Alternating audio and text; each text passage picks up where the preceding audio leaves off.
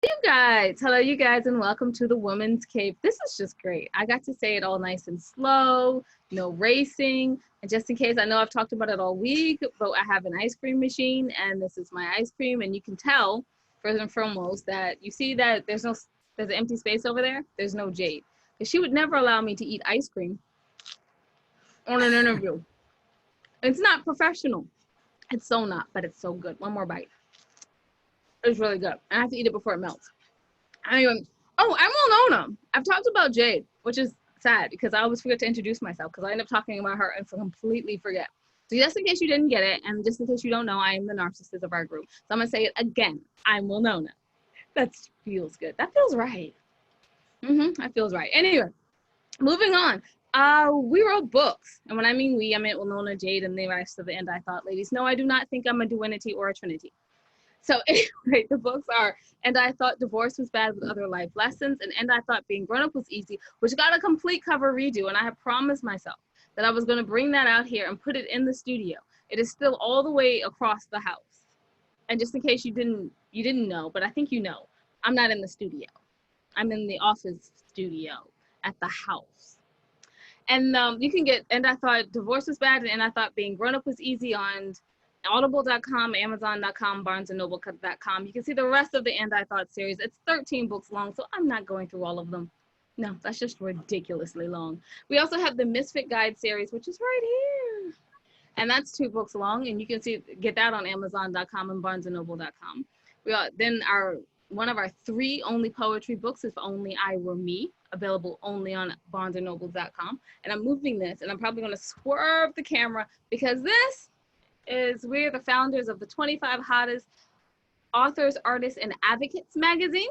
And it's 196 pages long. So if you're still in quarantine and you're like, people are getting on my nerves, you can go ahead and order that. And it's big enough that you can hide your whole face in it.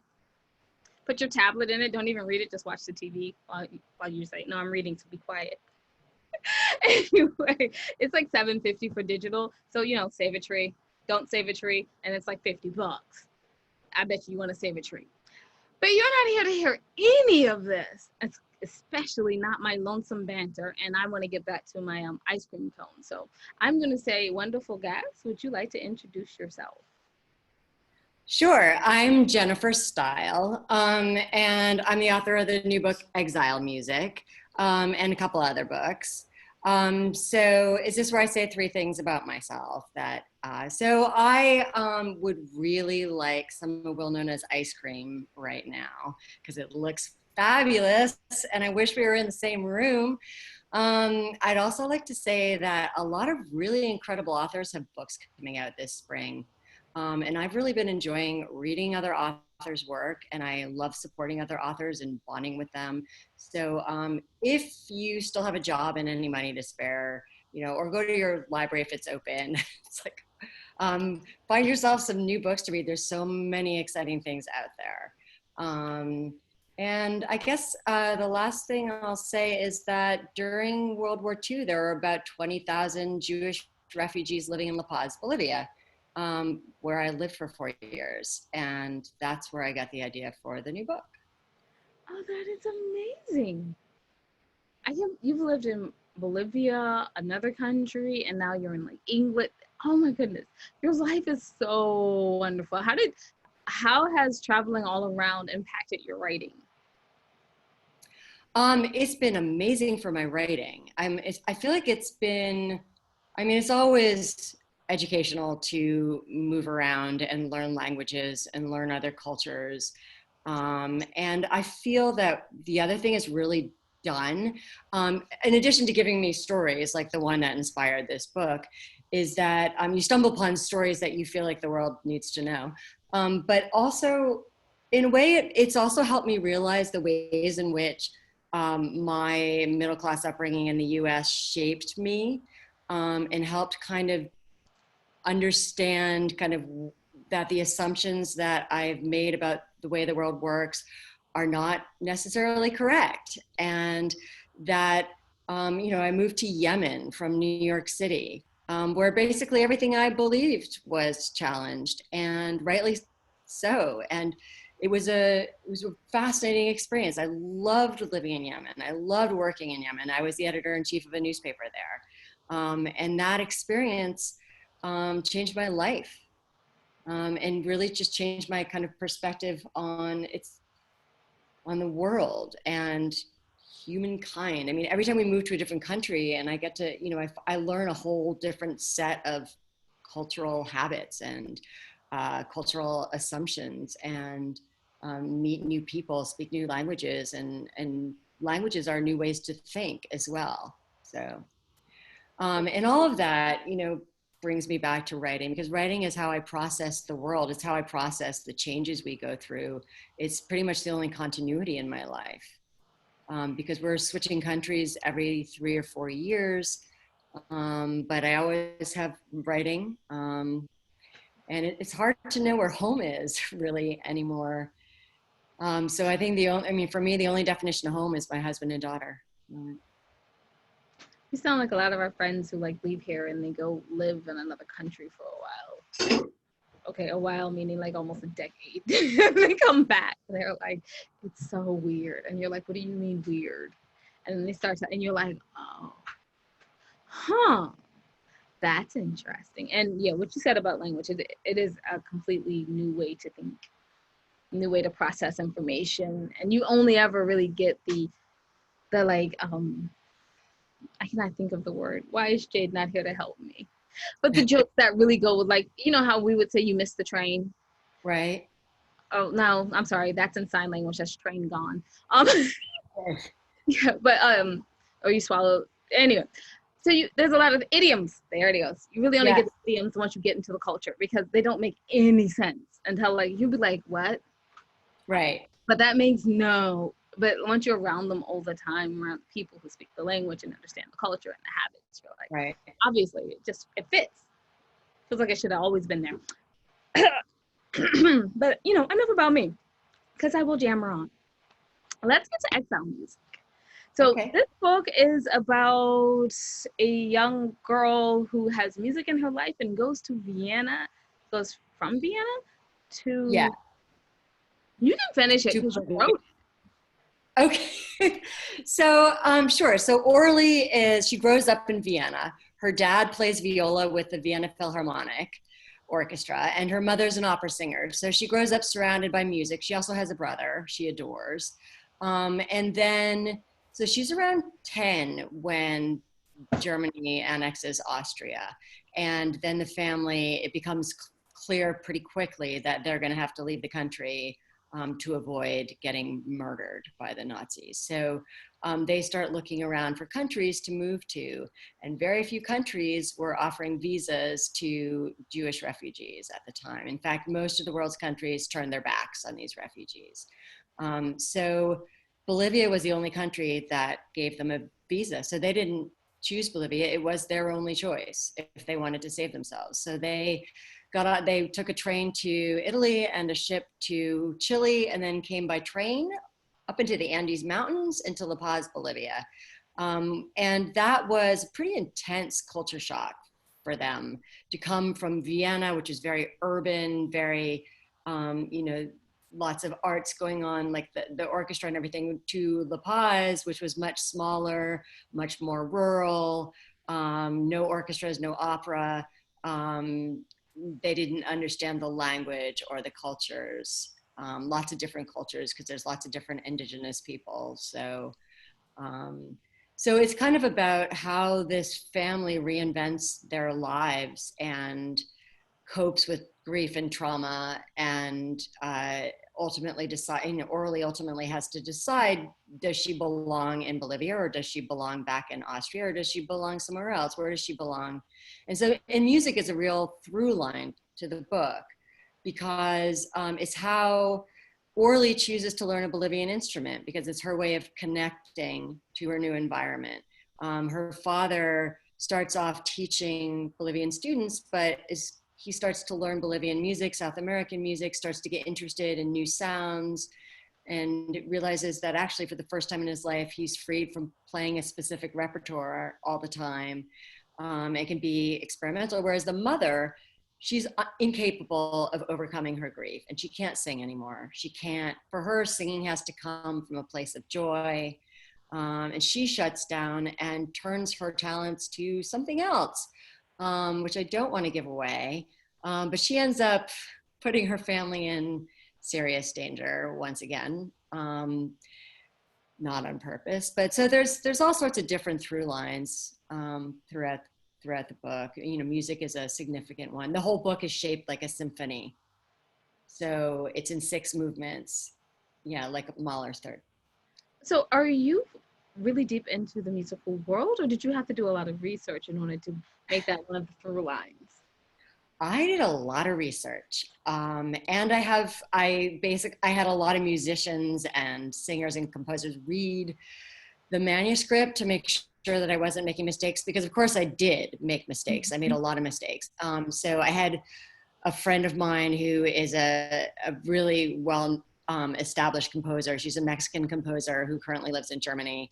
And she read the manuscript and she said, look, if the mother sings this role, she wouldn't also sing this role. Like there's different kinds of soprano. And you know, so she schooled me. She was, you know, explained to me. She was so useful. And also she was really useful in helping me find Latin American composers to listen to. And so I'm not a musician. I give my characters talents I wish I had. So I wish I could play an instrument. I wish I had a beautiful singing voice. Neither is true. So. Oh, I'm so sad, because I was like, please tell me you have the singing voice, because I'd love to hear something. Aww. Oh my, no, you would not.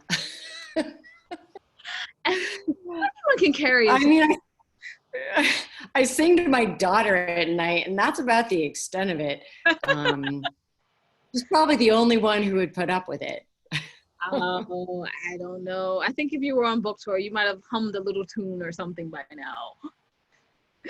I mean, actually, earlier this week, I was asked in an interview if I ever woke up with a song in my head. And my daughter's been obsessed with the Percy Jackson series, and there's a musical based on these Percy Jackson books. And so I do wake up with that soundtrack in my head. What musical based on the Percy Jackson books? Yeah, I didn't know that, but my daughter discovered it, and yeah. See that? I'm gonna go it's search. Pretty bad. Yeah. I like some of them. I don't like them all, but I like some of them. It's nice. The books, or? Yes, the books. Yeah. I only read the first one. I haven't read the rest, so. I like 1, 3, and I have one of them on my, I don't actually read books right now. I'm just like Audible. Right. Actually, no, I'm lying. I do have time to finally read books. So yes, I am reading books again. But for the last couple of years, it's been Audible. Mentioning that, is your book available on Audible? It is. There is an audiobook of Exile Music with a remarkable actress playing Orly, the young girl. And I actually haven't heard the whole thing. I've just heard clips of it. So I'm excited to, because I've been moving around and I don't have a permanent address at the moment, it's been hard to get things to me. I didn't even see my book till it had been out for several weeks. So.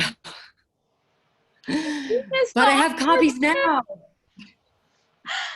But you do have other books. One of them being what, the Hemingway Girls? No, the Ambassador's Wife was the last one. The Ambassador's Wife. Oh my goodness. Yeah, that's all right. I right. was looking at the person who wrote the Hemingway Girls right before I got on this interview, and I was like, that's an interesting book.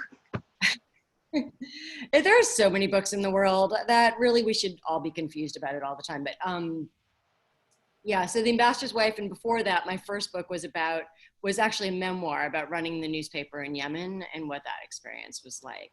So that's called The Woman Who Fell from the Sky, which is a line from a Yemeni poem. So if I read your book, I can learn a lot about each country, each culture. It'll be like, you know, like you. By the time I get finished, I'll have a little bit of pieces of what you know. This is gonna be great. Well, I hope so. I mean, Yemen, I had the huge advantage of working with Yemeni reporters in a newsroom. So we were quite tight, but, we spent a lot of time together. And they spent as much time teaching me about Yemen and teaching me about their culture and their religion and everything else as I spent teaching them about journalism. So it was a pretty, even exchange, although frankly, they probably had more to teach me. So, yeah, I mean, I feel like I'm a chronic beginner because when you're moving around, you're always starting new languages. So basically, you're in this chronic state of feeling a bit stupid, a bit like a beginner. But maybe that's a good place to be in because you just keeps you aware of how much you don't know. That's true. That's very, very true. There's nothing like a language to teach you like you don't know stuff. It's amazing how you become five real quick. Yeah, I spent a lot of my life being five, starting over again, sounding like saying my name is Jennifer. Like I want water or whatever. My cat likes milk. And then you're so happy when you learn the word for milk and like chicken and like stuff that you actually want to eat. You can put it in I know. Yeah. Yeah, I started learning Russian on Duolingo, and Duolingo, like, there's only a few foods they mention for the first, like, year. So you're like, okay, bread, milk, apples, we got those. Like, that's it. I'm like, I want to know other stuff. I feel like you need to know vodka, beer, wine. Yeah, that's kind of important. And actually, there's a lot of vodka drunk in Uzbekistan. So it is an important word. Right. They speak Russian. They speak a lot of languages, actually. They speak Russian because they were part of the USSR. And then they speak, there's Uzbek language, and then there's Tajik language. So some people in certain parts of the country will speak Tajik, and some will speak other regional languages. So it's an interesting mix. I mean, I guess in Tashkent, it's, there's more Russian speakers in the big city. And if you go places like Bukhara, which is 6 hours by train outside of the city, there's other languages that are more likely to be spoken. Yeah, so we're learning Russian. My daughter is learning Russian much faster than I am. So. Well, they say any language that all languages that you can learn by 19, you can develop a natural accent for. Yeah, I mean, it's been amazing. Like, I wished I had my daughter's childhood really, because she grew up mostly in Bolivia, so her first Spanish was one of the first languages she learned, and then she was in the French education system her whole life, so she speaks French and Spanish, and now she's learning Russian, and she's 10, so it's a good start, I think. Great start. Oh, yeah, she could be a translator. Oh. Anyway, the opportunities that are available to her now. Oh my word. Yeah, I mean, she does. Sorry. No. Go ahead. You're the guest. You go first. No, she constantly mocks my accent because, of course, I will never speak these languages as well as she does. And when I was first learning Spanish in Bolivia, and she was already speaking it, when we left the house, she'd be like, "Okay, you can come out with me, but please don't speak Spanish in front of other people." Like, it was such an embarrassment to her that I said, "Look, sweetheart, if I don't speak it, how am I going to learn?" Like, oh my anyway. God. Okay, so The Ambassador's Wife, we talk about Women Who've Fallen from the Sky, and Exile Music. Those are your books. Any other books you want to mention? Because I want to make sure I get my actual work done first. Right. Well, those are the three I have published. I'm working through the second draft of the next book right now, which I'm writing as part of my dissertation. I'm doing a PhD at the moment.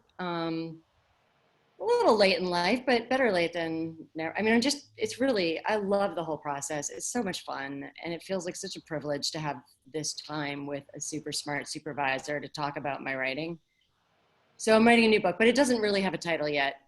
It has a really stupid title, but that will probably change. She says this to the lady whose entire series is "And I Thought." Well, that's not stupid. Oh, it works great because we have a flask. So we have a flask set, so it works great on "And I Thought" with a flask set. That's perfect. Wow, cool. You have to think afterwards or before, hopefully after, finish the flask. Start thinking. Right. It's much clearer. Right. Anyway. Yeah. I do have to ask one more question to actually do my job. Okay. Okay. So the next question I need to ask is how you found your literary agent and got published, and how excited were you?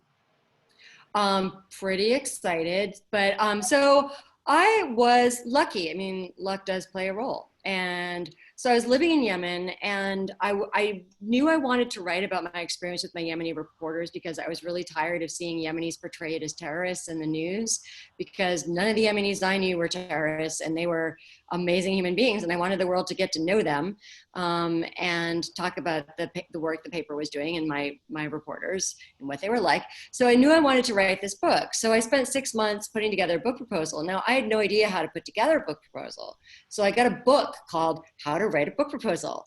And like I used this book to like write a proposal. And then my friend Tom Zollner came to visit. And Tom had published a few books by then. He's an amazing writer, phenomenal writer. And so he came to visit me in Yemen. He's one of only 2 people who have ever visited me in Yemen. Oh, my parents came. And so Tom, because he published a few books, I had him read my proposal, and he read it and said, oh, I don't really want to share my agent, but this is exactly the kind of thing that's right up her street. So he put me in touch with his agent, and she rang me up and said, when can we talk about this book? Because I think it sounds fascinating and I want to represent it. And she's still my agent today. And a good friend. Yeah. So, I mean, it was through, and this is how it happens in the industry a lot. You just find someone whose work you admire, who has an agent, and then they have to also admire your work and then be willing to put you in touch. So that's one way it happens. And I just lucked out, and I still grateful for Tom. I thank him regularly. Yeah, I assume you would have to be. That was amazing, and your books are so well written. But then again, you were like an editor-in-chief of a newspaper. How did that go from going from writing like articles to writing full-fledged novels? It was an interesting process. I mean, because my first book was nonfiction, so because of that, because I was writing about my year of writing the paper, that just basically felt like a long article, a really long article. Longer than anyone would ever let me write.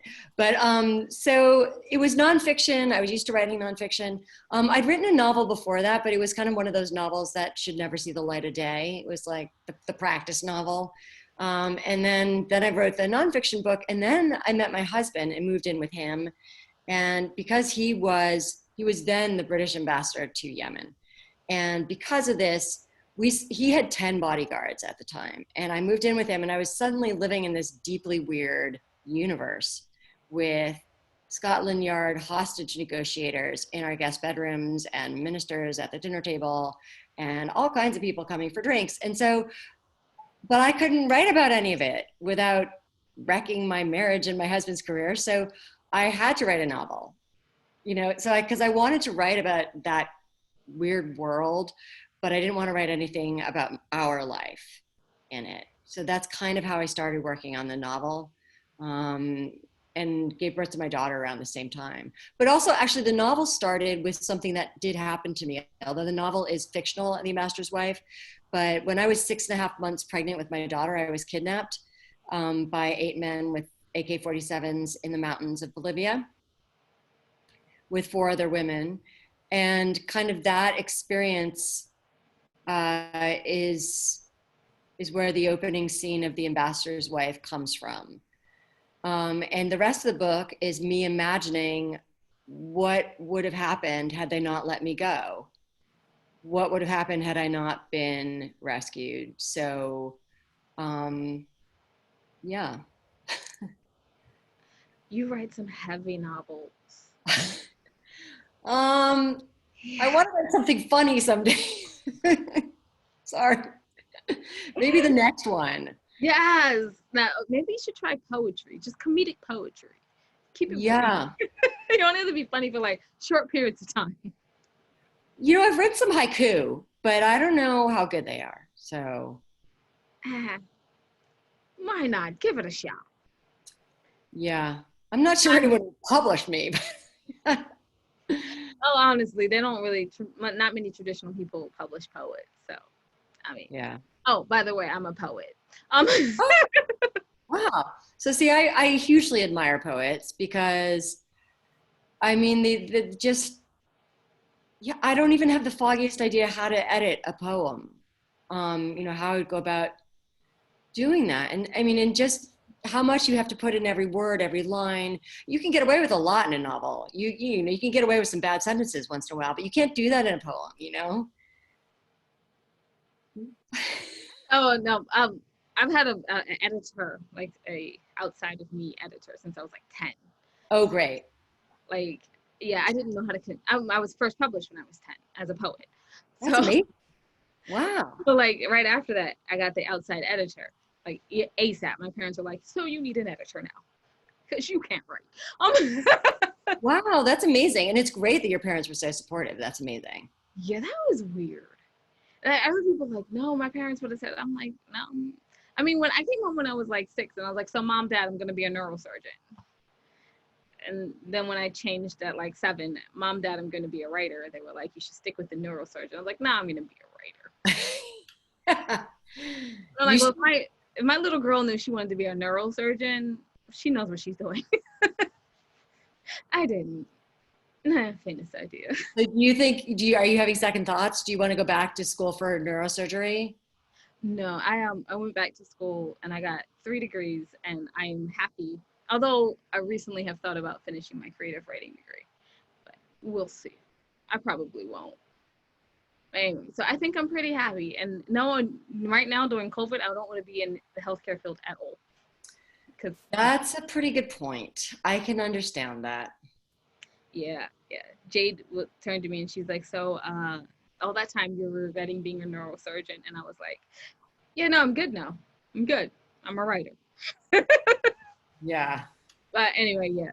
So like no, the reason I had brought up the whole story was the editor and the poetry. So when I wrote sentences, there was an editor that went behind me and was like, well, you need a comma here, you need a period there, you need some, and so she taught me about the structure of sentences, so then I could therefore break them down into poetry. And then when she reads them, she's a more of a technical person. She's like, technically, and then you make the decision, kind of like, do you want technical or do you want to break a rule here? And if you're breaking a rule, what does it mean?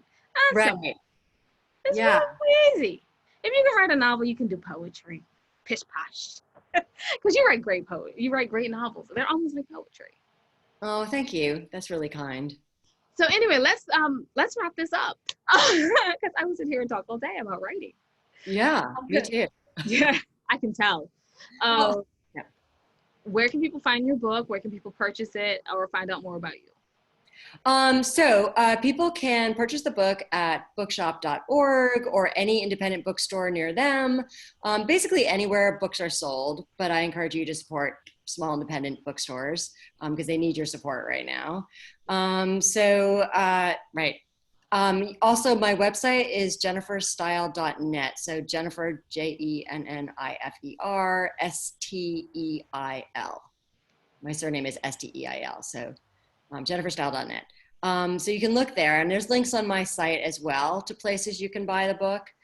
So you can do that through my website. Penguin Random House also has links to places you can buy Exile music. But yeah, thank you. If you do buy it, I appreciate it. If you do buy it, you're in for a great read. Thank you very much. Heavy, but great.